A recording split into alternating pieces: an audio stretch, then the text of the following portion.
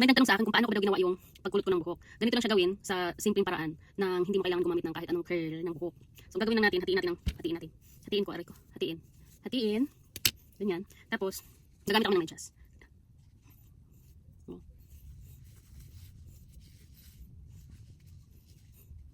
Okay. Oh, oh.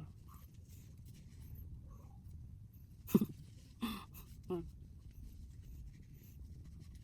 Yung wala akong nakita ano ha.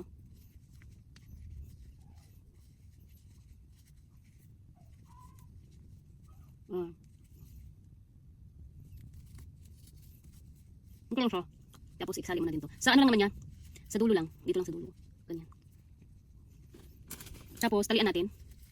Talian. Kahit anong ipit or may ipit ka pa dyan. Tapos bukas, titingnan natin bukas ang maging resulta. Yan. May dapat hanggang dito, no? Pero dito lang siya sa ano. Ito yung isa din.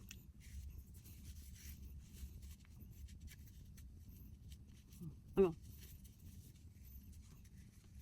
Ito.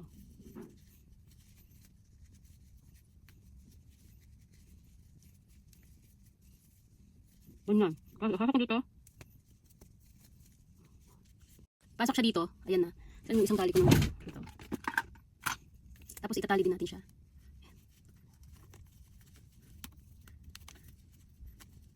Pero parang, malaki yata to. Mataas. Ewan ko lang to bukas. Anong mangyayari dito? Pero mahaba itong isa. Itong isa naka ano talaga. So, hayaan mo na. Basta bukas magkukulot yan. So, itry natin bukas ng umaga. Kung anong maging resulta ng ating kuloters. Ayun lang. So, nasa ngayon, itutulog natin siya. Higa ganyan. Siya itulog. Kailangan talian para hindi siya matanggal kahit na anong kalikot matulog. Ganun lang. So, bukas ng umaga titingnan natin kung maganda ba ang resulta. So, yun lang. Bye. This is pancit. Tingnan mo pagising ko ng umaga. Yung buhok ko napaka ano na, messy na. I-reveal na natin ha. I-reveal na natin yung pagiging kulot.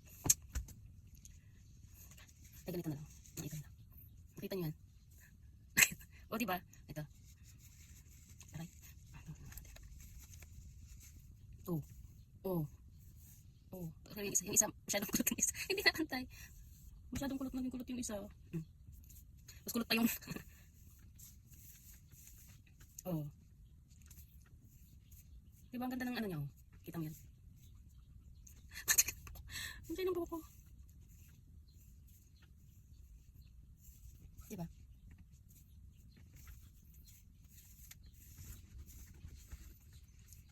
Oh.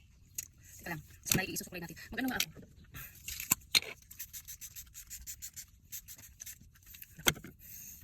Ang buhok ko.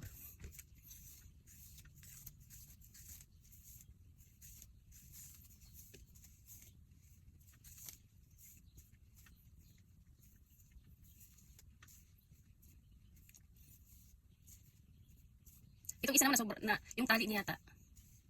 Ito kasi yung tali. Hindi naman, hindi kulok. O diba? Yun lang. Bye.